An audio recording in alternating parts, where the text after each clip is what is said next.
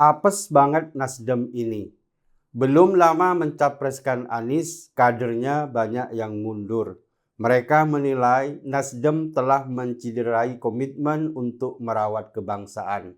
Sebab Anies bagi mereka adalah perusak tenun kebangsaan.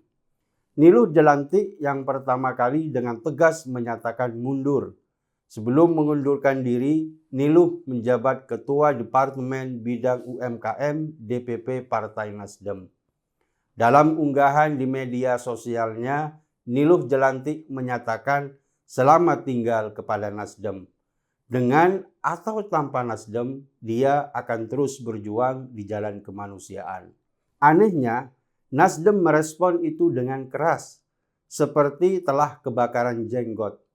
Wasekjen Nasdem Hermawi Taslim menyebut Niluh Jelantik selama ini tak berkegiatan di Nasdem. Niluh dianggap tidak berbuat apa-apa untuk partai. Mundurnya Niluh Jelantik disebut tidak akan berdampak apapun bagi Nasdem. Sikap seperti ini tentu tidak bijak.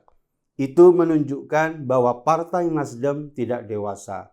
Mestinya balasan mereka cukup normatif saja, itu akan lebih bermartabat. Jangan merendahkan mantan kadernya sendiri. Bagaimanapun dia telah ikut mengkampanyekan Nasdem untuk waktu yang cukup lama. Beda prinsip itu hal biasa dalam politik. Mestinya Nasdem paham itu. Masih dari wilayah Bali, ada anak agung Ngurah Panji Astika yang juga menyatakan mundur dari Wakil Ketua Bidang Hubungan Eksekutif di DPW Nasdem Bali. Panji Astika selama ini dikenal sebagai tokoh Puri Anom Tabanan. Hal ini memperkuat prediksi suara Nasdem bakal jeblok di Bali. Sebab dua kader yang mundur itu sangat potensial dan sesuai dengan karakter pemilih di Bali. Mundurnya dua tokoh itu akan berdampak besar. Selain itu, ada mantan Ketua DPW Gerakan Restorasi Pedagang dan UMKM Garpu Nasdem Sulawesi Utara, Fredrik Didi Ruwalumalente yang juga mundur dari Nasdem. Alasannya kurang lebih sama. Memilih Anies berarti mengancam kerukunan dan keharmonisan. Sebab cara Anies naik ke kursi Gubernur Jakarta sudah mencerminkan hal itu. Kemudian ada Sekretaris Garda Pemuda Nasdem, Dewan Perwakilan Daerah Kota Semarang, Hanandityo Narendro, yang juga mengajukan surat pengunduran diri.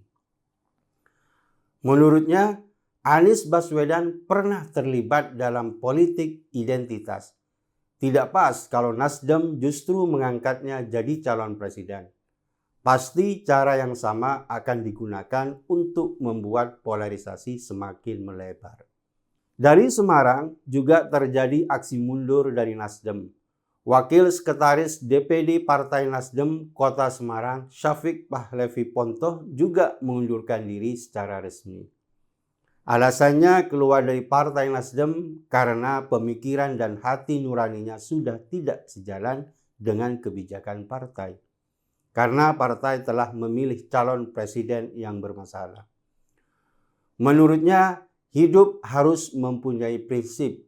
Dia tidak ingin mendapat kekecewaan yang menjadi sebab polemik internal di partai karena pandangan yang berbeda itu. Dari Kalimantan Barat ada politisi senior Andreas Acuy Simanjaya yang juga menyatakan mundur sebagai pengurus DPD Partai Nasdem Kalbar.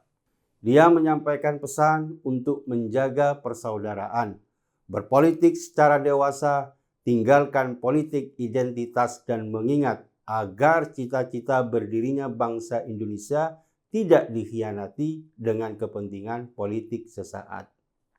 Kader Nasdem yang ramai-ramai memilih mundur itu menyiratkan bahwa Anies Baswedan tidak cocok untuk masuk di kelompok nasionalis. Ingatan publik begitu kuat tentang sosok Anies yang dianggap sebagai bapak politik identitas.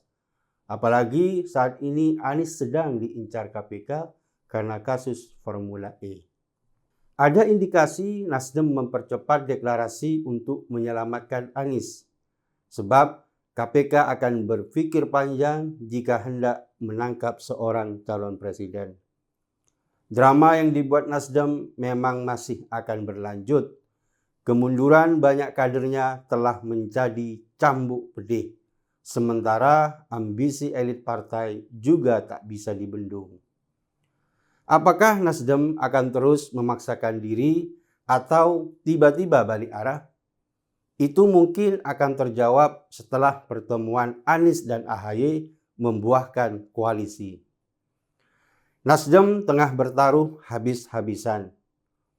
Tumbuh bersama Anies atau justru tumbang karenanya.